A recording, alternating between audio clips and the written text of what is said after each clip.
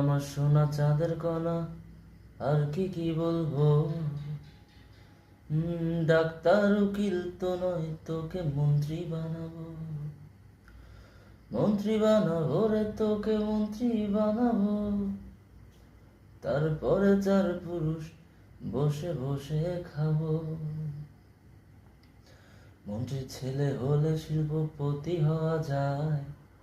মন্ত্রী ছেলে হলে শিল্পপতি হওয়া যায়।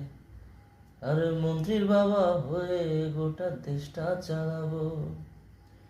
গোটা দেশটা চালাবো রে, শিল্পপতি কি হব। একদিন তোর মা ছাড়া সবার পতি হব। মন্ত্রী হওয়াই সোজা, সবচেয়ে মন্ত্রী হওয়াই সোজা।